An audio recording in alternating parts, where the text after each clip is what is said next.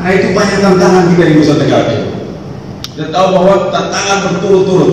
Tantangan kita bagaimana sudah miskin, stunting banyak, datang lagi COVID, malaria demam berdarah, pemalas, buta huruf, bekerja dan otak tidak nyambung. Nah, ini masih banyak. Kalau bahasanya kasar seperti itu, bahasanya itu. Tetapi saya harapkan di dalam suasana pelantikan dengan damai sejahtera ini, Bapak Ibu juga harus menjawab damai sejahtera. Ini bahasa aksarnya kan begitu. Tapi kerjaan harus kerjaan luar biasa, rajin luar biasa, keras luar biasa, pintar luar biasa, semangatnya luar biasa. Itu luar biasa.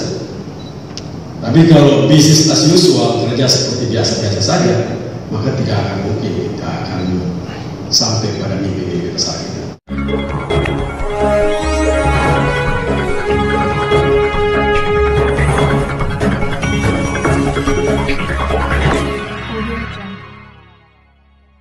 Pemirsa yang budiman di mana saja Anda berada, terima kasih telah mengunjungi channel Suara Fakta Hukum. Jangan lupa like, subscribe, dan komentar. Memasuki akhir tahun 2020, tepatnya Rabu 30 Desember, bertempat di Aula Fernandes, Wakil Gubernur Nusa Tenggara Timur Joseph Naisoi melantik dan mengambil sumpah 6 pejabat pimpinan tinggi Pratama Provinsi Nusa Tenggara Timur, disaksikan Gubernur Nusa Tenggara Timur Victor Bungtilu Laiskodat. Pada kesempatan tersebut, Gubernur Victor Bungtilu Laiskodat memberikan arahan kepada pejabat yang baru saja dilantik. Seperti apa arahan Gubernur NTT Victor Bungtilu Laiskodat dan siapa saja yang dilantik? Ikuti tayangan video berikut ini. Sebelum saya mengambil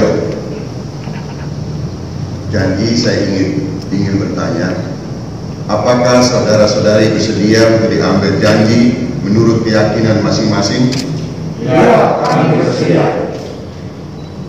Selanjutnya, saya perlu memperingatkan bahwa janji yang akan saudara-saudari ucapkan ini mengandung tanggung jawab terhadap bangsa dan negara Republik Indonesia, tanggung jawab memelihara dan menyelamatkan Pancasila dan Undang-Undang Dasar 1945, serta tanggung jawab terhadap kesejahteraan rakyat.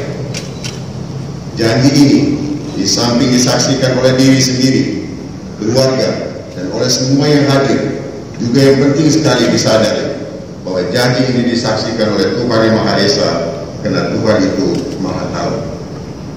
Manusia hanya dapat mengetahui dari kata-kata dan perbuatan seseorang, tetapi Tuhan mengetahui apa yang tersembunyi di dalam hati saudara, dan kepada Tuhan itulah akhir pertanggungjawaban akan saudara-saudari berikan.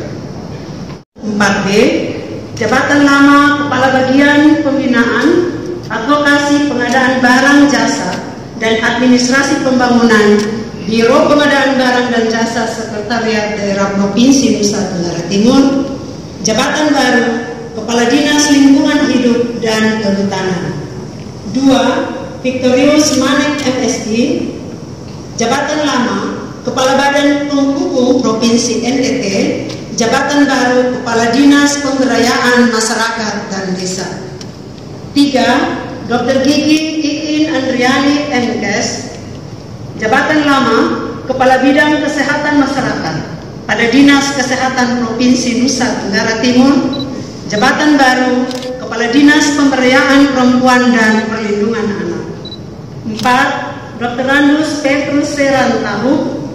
Jabatan lama Kepala Bagian Kesejahteraan Rakyat, Biro Pemerintahan, Sekretariat Daerah Provinsi NTT. Jabatan baru Kepala Badan Pengelolaan Perbatasan Daerah. 5. Charles M. Hajo SH. Jabatan lama Kepala Bagian Tata Usaha Keuangan pada Biro Umum Sekretariat Daerah Provinsi NTT. Jabatan baru Kepala Biro Umum Sekretariat Daerah. 6. Dr. Andrus Bertoldus Lalo MM. Jabatan lama Sekretaris pada Badan Pengelola Perbatasan Daerah Provinsi NTT.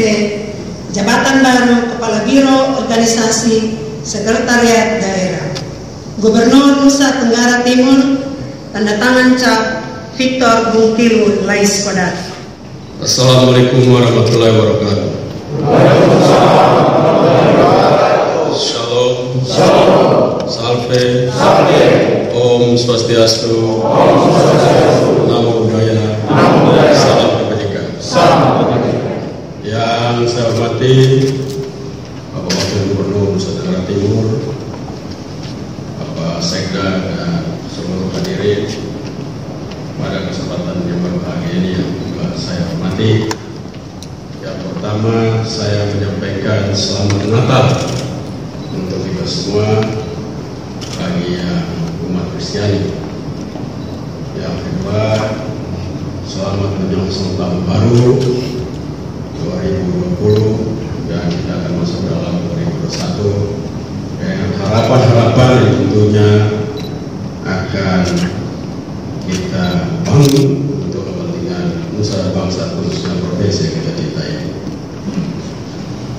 Hari ini kita hadir di sini untuk melakukan pelantikan telah dilakukan oleh Pak Wakil Gubernur, pelantikan pejabat tinggi pertama di Provinsi Nusa Tenggara Timur yang masih tersisa.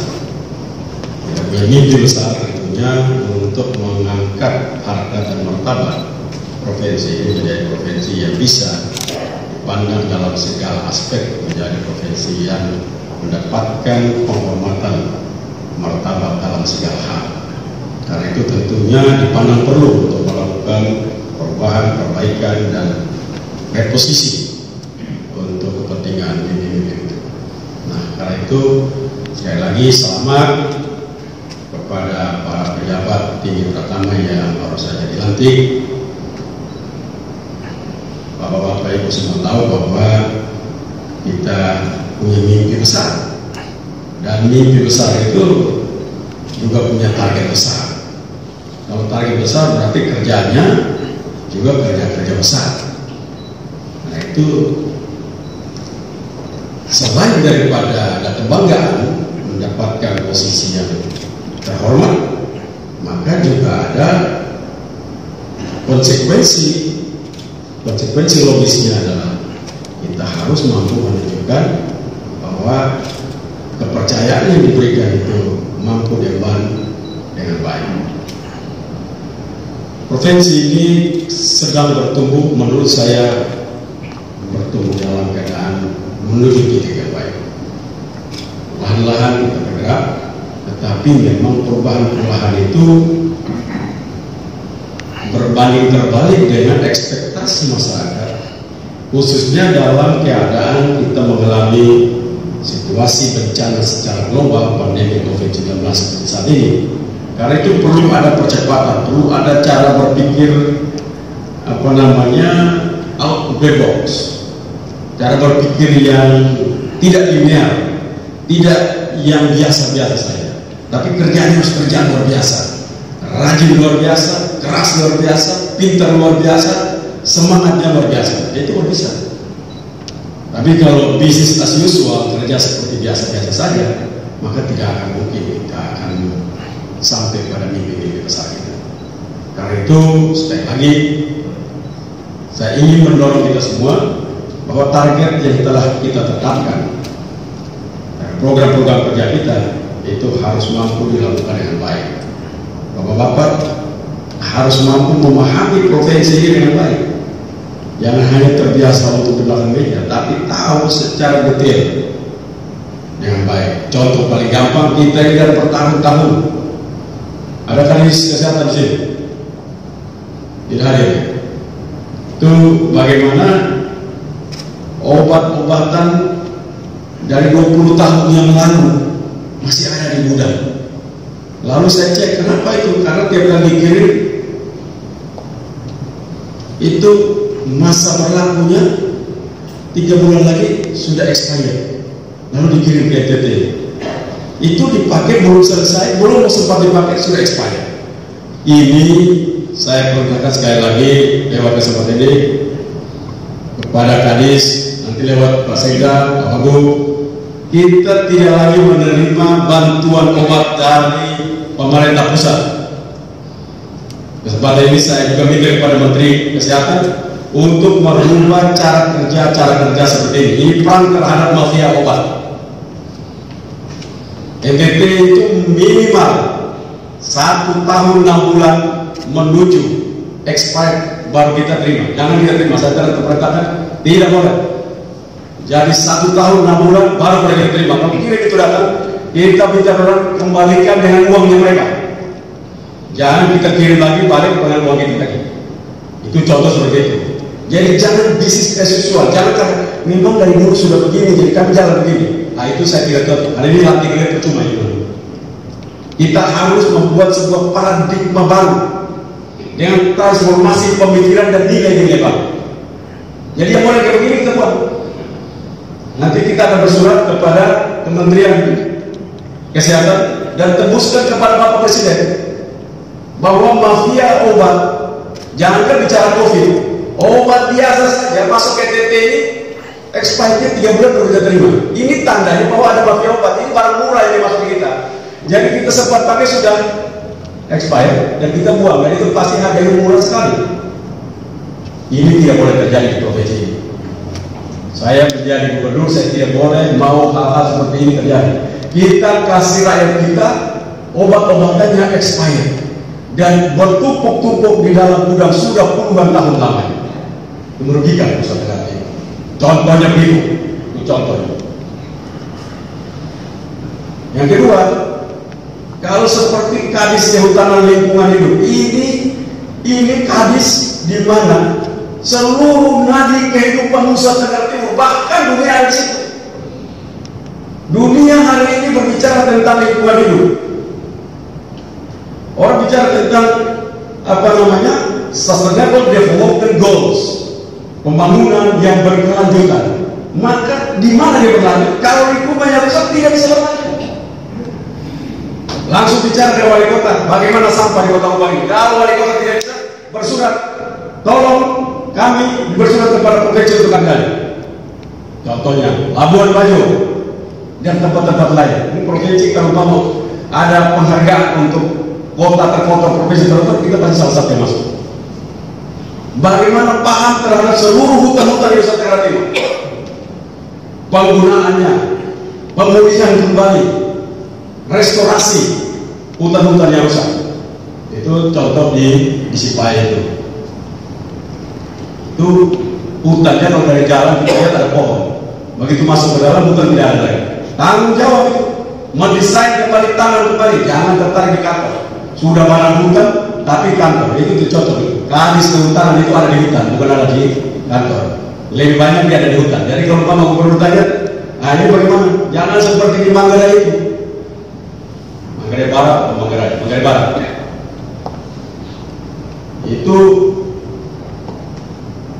UPT Kehutanannya, kantornya itu lebih bagus daripada rakyat yang lagi piara kambing. Wah, itu memalukan betul. Kantor itu terlihat kantor bersih, di situ dia rawat. Bapak-bapak tidak mandi tidak apa, tapi kantor itu perlu bersih. Itu citra, itu orang bisa lihat budaya orang, ini budaya kerja hebat ini orang. Lihat kantornya orang tahu, wah orang budaya kerja luar biasa. Minimal kalau menipu saya, bahwa itu barang jelas sedikit. Nah, ini saya kasih pesan, sangat berat. Karena kita ini terbiasa kerja meja saja, tidak tahu apa. Hutannya sudah ditebang atau belum, barang ada atau tidak belum, kita tidak tahu. Nah itu saya minta kita dilatih hari ini, namanya pejabat tinggi, pejabat tinggi pertama, lingkup provinsi. Jabatan itu namanya pejabat tinggi. Dia punya ego harus tinggi, dia punya tes, cita rasa harus tinggi. Jangan pejabat tinggi cita rasa apa itu? Buang sampah sembarangan. Nah, ini harus mampu dilakukan. Saya punya mimpi seperti itu. Dan bapak ibu ini orang-orang yang punya kemampuan manajerial. Jadi jangan pergi duduk lalu datang bilang, mau urus desa 3 eselon 4 itu setengah mati. Nah itu kamu gantung kali, pergi lompat taruh ikan di pohon, lompat turun, sudah saya tidak masalah. Jadi besok itu saya tidak ganti baru. Jadi jangan pernah datang di gubernur mau urus mereka di susah. Saya sudah tikal, saya sudah hebat betul itu. Pergi urus ke bawah. Dan orang yang tidak mampu, pemimpin tidak mampu mengurus anak buah, itu tidak layak. Tidak ada orang yang cukup baik di dalam provinsi ini. Semua rusak. Semua baik kurang baik, ada kurang baik. Kita benahi, kita didik untuk membawa mimpi kita untuk berhasil. Jadi tidak ada, harus bangun manusianya. Tidak bisa menyerah seperti itu. Karena itu banyak tantangan kita di Nusa Tenggara Timur. Kita tahu bahwa tantangan berturut-turut. Tantangan kita bagaimana sudah miskin, stunting banyak, datang lagi COVID, malaria demam berdarah, pemalas, buta huruf, bekerja di otak tidak nyambung. Nah ini masih banyak. Kalau bahasanya kasar seperti itu, bahasanya. Tetapi saya harapkan di dalam suasana pelantikan dengan damai sejahtera ini, Bapak Ibu juga harus menjawab damai sejahtera. Ini bahasa abstraknya kan begitu. Damai sejahtera itu abstrak. Apa damai sejahtera? Kayunya tumbuh, pohonnya tumbuh, berapa banyak tumbuh? Sekian banyak. Jagungnya tumbuh, berapa banyak tumbuh? Sekian banyak. Kita hitung size ekonominya. Cukup size ekonomi ini bisa membuat kita terlompat? Nah, bisa itu. Jadi saya pikir itu hal yang harus konkret terus. Ngomong abstrak, kita akan mendorong agar pertumbuhan ini bahasa abstrak terus. Konkretkan. Jangan cuma bikin perencanaan itu abstrak, konkret tidak ada. Abstrak bacanya bagus, begitu konkret hilang. Nah, itu tidak boleh. Manusia beriman itu adalah manusia yang berpikir abstrak, tapi dia buatnya dalam konkret. Itu orang beriman. Kalau abstrak terus tidak ada iman. Konkret tanpa iman, tanpa abstrak juga salah, tidak bagus. Karena kualitasnya tidak bisa diukur. Nah, karena itu saya harapkan Bapak Ibu yang sedang dilantik, kita punya masalah yang serius. Dan untuk itu saya harapkan semua bekerja di dalam semangat yang sama, kolaborasi. Kamu datang di sini, putarnya masuk di situ bisa bicara dengan pertanyaan, bisa bikin tanam orang, bisa bikin ini kolaborasi. Jangan kerja sendiri. Kerja sendiri itu zaman tahun 1250 sebelum Masehi. Nah itu orang kerja sendiri. Tapi sudah tahun 2000 masih kerja sendiri, memang mindset zaman dulu. Ini orang perlu kita sejajarkan dengan komodo. Komodo adalah binatang purba, yang manusia purba. Nah, jadi itu model seperti ini. Ini kita dorongan itu harus lakukan seperti itu. Nah, kalau mimpi-mimpi kita, karena kita dituntut cepat, kita dituntut dengan rakyat yang begitu punya ekspektasi yang luar biasa, apalagi dengan suasana penderitaan seperti hari-hari ini. Karena itu tidak mungkin 2021 itu kita bekerja secara biasa. Kita harus bekerja secara luar biasa. Kita punya uang, pasti. Masa Nusa Tenggara Timur, kita hitung baik-baik. Saya sebagai pengusaha, saya agak surprise karena setiap tahun RPT itu punya uang di luar daripada sektor swasta. RPT pasti supply pemerintah, belanja pemerintah, uang yang masuk di RPT itu baik APBD kabupaten kota, provinsi, dan ditambah dengan dana desa itu 42 triliun per tahun. 42 triliun tidak ada kelihatan. 42 triliun. Ini bukan uang kecil. Let's say kita anggap saja, potong saja 60% kasih keluar untuk bayar gaji, bayar berapa? 40%. Baik. Itu sekitar 16 sampai 17 triliun masih boleh kita belanjakan per tahun. Ini 17 triliun ini tidak pernah terlihat di mana.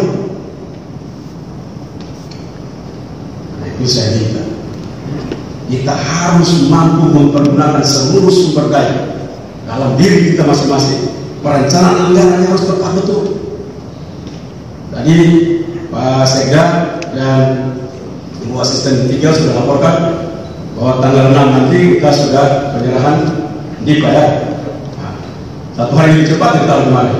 Berarti harus lebih cepat lagi. Kita punya penyerahan anggaran secara total 90%. Nah, kalau kita bisa 90 tahun depan, ini ada tandanya. Tandanya gimana? Waktu COVID melanda kita, sedikit saja provinsi di Republik ini yang pada saat kuartal 3 ini pertumbuhannya positif, sedikit sekali. Bali masih negatif pertumbuhannya, tapi NTT pertumbuhannya dia pada kuartal 3 ini bertumbuh 3 lebih. Kenapa kuartal 3 kita bertumbuh 3? Karena itu datang dari belanja pemerintah yang bercepat. Itu harus dilakukan. Bayangkan kalau ke depan belanja pemerintah jangan cepat, juga investasi itu akan didorong masuk secara luar biasa. biasa. Maka ini pertumbuhan yang itu akan lebih cepat. Nah itu saya harapkan kita kuartal 4 pasti. Nah 3 yang positif, 4 positif, maka kita harapkan year on year-nya juga akan masuk positif. Kita terus di kuartal 1 dan 2. Nah ini mimpi besar kita. Kalau kita kerja baik, mimpi pekerjaan yang kita sudah desain 2021 dengan baik, dijaga betul terus, tiap hari jaga, tiap hari periksa, maka menurut saya waktu dilatih kita punya ICOR itu 10. Pada saat itu saya periksa ICOR kita 10. Sekarang ini ICOR-nya 8,6, seperti itu ya Pak? 8,23 ICOR kita. Kalau kita bisa turunkan dia, kenapa nasional itu 6 sekian? Sumbangan terbesar kita pada Nusa Tenggara Timur. Kalau kita bisa turunkan dia di 5, maka nasional itu turun. Kita akan membantu ICOR nasional atau. Nah, ini ICOR ini bisa teratasi kalau kerjanya kolaborasi, tidak bisa sendiri-sendiri.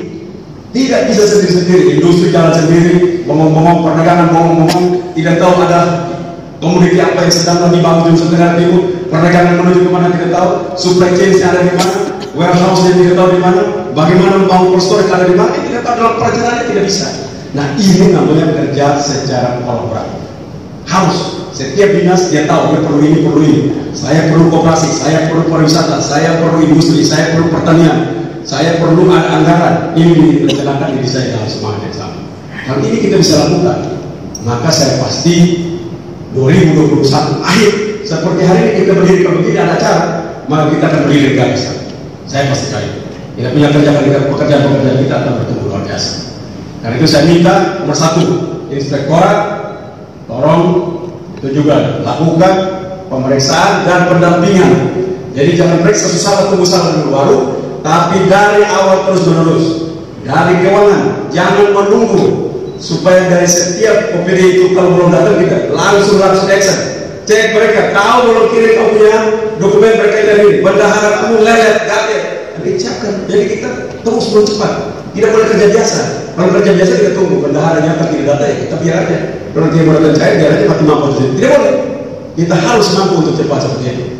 Karena itu saya harapkan pekerjaan-pekerjaan kita merubah paradigma kerja lama, kita menuju kerja-kerja baru. Dengan pertanggungjawabannya, ujung-ujungnya income kita akan berbeda. Saya tadi penghitungan dari Pak Sek dan Ibu Asisten, kalau ini kita kerja bagus, pendapatannya naik, mungkin satu saat kita lihat sekretaris daerah itu terima itu sekitar bangsa 37 juta ya.